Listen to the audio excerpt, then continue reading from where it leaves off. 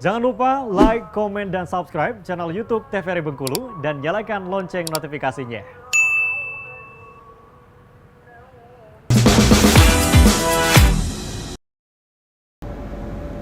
Assalamualaikum warahmatullahi wabarakatuh. Halo pemirsa, bagaimana nih kabarnya hari ini? Semoga selalu dalam keadaan sehat walafiat dan tetap bersemangat. Hari ini jumpa lagi bersama saya Uterno Fadini, tentunya dalam acara Opini Obrolan Pas di Sini. Nah pemirsa, hari ini kita akan nih membahas mengenai remaja yang sebaiknya itu seperti apa sih sebenarnya, dan bagaimana seharusnya. Dengan tema kita pada hari ini, generasi berencana mewujudkan mimpi, bersama dengan orang yang tepat tentunya, bersama dengan Mbak Theodora Sipakar, Ketua Genre Provinsi Bengkulu. Halo Mbak. Halo. Gimana kabarnya? Sangat-sangat luar biasa. Sangat bersemangat ini kedengarannya. Tentu ya. dong. Nah Mbak Tio, ini kan kita hari ini akan membahas mengenai remaja nih. Bagaimana nih seharusnya, sebaiknya seperti apa? Itu nanti kita bahas. Sekarang mau bahas tentang Mbaknya dulu. Remaja yang di depan saya dulu. Ini asalnya dari mana Mbak Tio? Izin ya perkenalan Mbak Tari. Jadi teman-teman halo semuanya. Nama aku Theodora Ayudhya Novita Sipakar. Sebenarnya sangat panjang ya Mbak ya. Semoga nama yang panjang ini rezekinya juga panjang. Amin. Asal dari Kota Bengkulu, jadi tinggal dan besar di Kota Bengkulu. Dan juga baru kemarin udah lulus dinyatakan sebagai sarjana di Universitas Bengkulu. Memperpanjang namanya lagi. Iya benar. Alhamdulillah ya, akhirnya udah selesai juga. Sekarang kegiatannya apa aja nih? Sekarang kegiatannya ya masih mencari-cari pekerjaan ya. Biasa kalau lulusan baru kan masih semangat-semangatnya untuk mencari kerja, dan juga tentunya mengurusi atau membantu teman-teman remaja di Provinsi Bengkulu di Genre. Nah ini kan Genre ini adalah sebuah organisasi remaja yang bagus banget ini untuk mengedukasi diri sendiri dan juga untuk orang lain juga tentunya. Nah kalau Mbak sendiri, kenapa sih awalnya pengen bergabung di Genre itu, apa alasannya? Kalau sebenarnya kalau di Genre Tio itu awal mulanya itu tergabung di PIKR Mbak. PIKR berarti semasa sekolah. Iya, di masa SMP. Jadi SMP, benar. Jadi SMP itu kita punya ekstrakurikuler. Jadi sebenarnya lebih kepada Tio itu orangnya pemalu banget. Kalau dulu pemalu banget. Jadi kalau kata-kata kakak tingkat itu pas waktu promosi ekstrakurikuler ya, teman-teman kalau masuk PIKR nanti bisa berbicara depan umum segala macam. Jadi tertarik nih. Oh itu yang kamu highlight gitu ya? Iya, jadi tertarik nih untuk si pemalu ini mau berbicara depan umum. Jadi join. Ternyata bukan hanya itu yang didapat, banyak sekali tentang kehidupan remaja, tentang bagaimana sih sebenarnya remaja itu harus merencanakan kehidupannya. Akhirnya berlanjutlah nih dari SMP, ternyata di SMA ketemu lagi PIKR. Tapi kenapa nih dari SMP nih kan udah memutuskan, waktu SMP tertariknya karena waktu itu kakak perkenalannya katanya bisa berbicara nanti di depan umum, karena seorang anak pemalu ini ya mau ada harapan seperti itu. Benar. Nah di SMA kenapa pilih PIKR lagi? Karena udah nyaman. Itu jadi karena sebenarnya SMP Tio udah tahu nih ternyata manfaat PIKR sebesar ini untuk kehidupan Tio, bukan untuk mengubah bukan karakter sih, tapi lebih kepada sifat pemalu itu tadi. Jadi udah ketemu titik nyamannya, ternyata manfaatnya besar nih. Di SMP aja udah dapat ilmu sebanyak itu, apalagi di SMA kan. Akhirnya join lagi nih di SMA. Di SMA udah tergabung lagi, dan akhirnya ikutlah yang namanya pemilihan duta genre. Jadi sebelum ke genre organisasinya langsung, dia ikut duta genrenya dulu nih. Dan itu adalah persyaratan wajib untuk bergabung ke genre ya? Enggak juga, jadi di genre itu bukan cuma teman-teman harus ikut duta, tapi bukan PIKR-nya? Iya, kalau PIKR-nya iya. Jadi kalau di genre itu teman-teman setidaknya harus tergabung di PIKR, karena PIKR itu tadi ya dasar untuk materi-materi dari genre. Emang apa aja sih yang didapat, yang dipelajarin ketika bergabung di PIKR? Kalau yang paling terasa ya di Tio perubahannya itu tentang keterampilan hidup, life skill. Jadi di life skill itu kan ada soft skill dan juga hard skill. Nah, yang Betul. paling terasa itu soft skillnya. Jadi itu tadi kemampuan untuk berbicara depan umum, kemampuan bernegosiasi. Jadi kita usia remaja udah diajarkan nih gimana kita bernegosiasi dengan pihak-pihak pemangku kebijakan dan juga berkolaborasi, berkegiatan, serta kayak materi-materi tentang remaja itu tentang penyiapan kehidupan berkeluarga. Jadi di genre itu punya substansi program, itu ada tentang kependudukan dan juga pembangunan keluarga. Lalu ada juga tentang kesehatan reproduksi yang mungkin anak-anak remaja abai kali ya.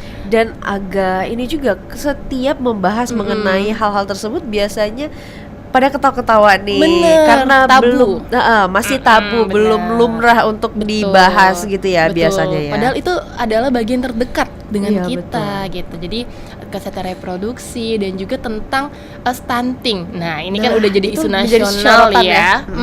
Jadi remaja, kenapa remaja harus tahu nih tentang stunting? Karena biasanya teman-teman remaja itu kan ada namanya diet ketat, Iya, insecure betul. gitu kan. Padahal sebenarnya ada prosedur yang kita harus tahu dulu nih, kesehatan kita harus kita tahu dulu nih, dan juga secara tidak langsung diet-diet ataupun insecure segala macam itu mempengaruhi kesehatan mental kita. Nah, itu memang berhubungan bener. dia ya. Jadi benar-benar dekat sekali dengan kehidupan pribadi ataupun keseharian kita Oke. sebenarnya gitu. Begitu. Jadi ini dibilang mudah ya enggak. Dibilang susah ya seharusnya bisa dipelajari. Bener. Berarti susah-susah gampang nih. Betul. Untuk kalian juga menyampaikan nih kan artinya kepada para masyarakat dan juga remaja khususnya untuk memahami apa yang udah kalian dapetin di PIKR itu ya. Jadi itu sebenarnya salah satu peran kita juga. Jadi kita udah dapat nih supaya kita bisa mengajak remaja lainnya. Jadi kita melakukan advokasi ataupun edukasi tentunya sama teman-teman remaja yang belum terpapar sama program genre. Oh begitu. Barangkali ini kan kalau dari sekolah nih, dari SMP SMA ini masih bisa nih untuk bergabung ke PIKR seperti itu. Nah, hal yang paling menurut kamu kalian tuh harus join sih seharusnya ke PIKR ini, walaupun nanti ya bisa agar salah satunya bisa berkelanjutan bergabung di genre. Betul. Itu apa sih alasan hal yang paling menarik yang para anak-anak sekolah ini harus ketahui gitu? Oke, yang paling dekat banget sama kehidupan mereka itu merencanakan kehidupan. Jadi kita itu punya transisi kehidupan. Jadi ini mungkin sedikit edukasi juga ya. Jadi yang pertama kita itu mempersiapkan atau mempraktekkan hidup yang bersih dan sehat, pola hidup bersih dan sehat (PHBS). Setelah itu transisi selanjutnya melanjutkan pendidikan. Jadi kita SD, SMP, SMA, kuliah udah tuntas nih. Setelah itu kita mau ngapain? Ternyata kita ada namanya mencari pekerjaan. Nah, itu teman-teman harus mempersiapkan itu. Apa saja yang disiapkan? Life skill-nya tadi. Kita mencari pekerjaan bukan cuma bawa ijazah ya, tapi kita juga harus punya keterampilan yang kita harus kuasai gitu. Udah mencari pekerjaan, kita akan dihadapi sama kehidupan berkeluarga. Nah, di kehidupan berkeluarga ini teman-teman akan ketemu nih sama yang namanya penyiapan finansial, penyiapan mental ataupun fisik. Setelah di kehidupan berkeluarga, teman-teman akan melanjutkan transisi kehidupan yang terakhir, yaitu terjun atau kontribusi di masyarakat. Nah, transisi ini yang akan diberikan ataupun didapatkan sama teman-teman yang tergabung di PIKR, entah itu di sekolah ataupun di masyarakat. Itu sih. Begitu. Berarti ini adalah salah satu ekstrakurikuler Benar. yang edukatif ya. Betul. Sifatnya. Dan juga ini penting untuk pengetahuan diri sendiri. Tapi bagaimana sih waktu itu ketika di PIKR bergabung seperti itu kan menjadi salah satu anggota, itu gimana waktu itu PIKR membina para remaja, para anggotanya ini agar teredukasi mengenai hal-hal yang udah Mbak Tio sebutin tadi. Kalau untuk caranya itu kita biasanya itu pertemuan rutin ya. Pertemuan rutin itu kita entah itu melalui KIE itu komunikasi, informasi dan juga edukasi, atau melalui penyuluhan. Dan juga kita latihan rutinnya itu biasanya kan kita datang dengerin metode ceramah ya, bosan. Nah, itu kita punya namanya upgrading. Kita entah itu merencanakan kegiatan yang have fun, yang seru-seru, tapi tetap dapat makna dari materi itu. Misal secara dengan metode bermain kita bisa tahu nih, oh ternyata seksualitas seperti ini ya efeknya, atau ternyata seks bebas seperti ini melalui edukasi permainan. Dan juga kita punya namanya kan duta genre ya. Iya. Nah itu, jadi duta genre itu punya program inovatif. Biasanya mereka mengkemas materi-materi genre itu dalam bentuk yang inovatif gitu. Itu menarik ya. Mm-mm. Walaupun dia bersifat edukatif, Betul. berarti banyak juga cara yang ditemukan gitu Betul. agar sampai lah ya. Karena kalau dengerin gitu orang ceramah di depan kita pasti bakal, jangankan yang sekolah deh, Iya. kita aja kayak apa sih gitu. Apa sih gitu ya. benar. Menarik sekali. Dan itu sifatnya berkelanjutan begitu Betul. ya. Oke. Nah, kalau kamu ketika sekolah nih, ketika bergabung, sesuai nggak sama harapan kamu? Malah Waktu- melebihi ekspektasi. Di luar ekspektasi. Iya, melebihi ekspektasi. Harapannya kan tadi ekspektasinya cuman oke, aku bisa nih untuk ngomong di depan orang banyak, bisa nih nggak gemeteran pegang mic. Ternyata lebih dari itu yang didapatin. Aku bisa ketemu banyak orang. Orangnya lebih banyak banget lebih gitu. banyak banget malah. Yang tadinya tidak mungkin nih ketemu sama pemangku kebijakan, ternyata bisa ngobrol bareng, ternyata bisa merumuskan kebijakan bareng. Kita anak muda punya ide nih Pak, Bu, ini ternyata bisa merumuskannya bersama-sama. Dan suaranya diperhitungkan bener, begitu ya. bener gitu. Menarik sekali ya.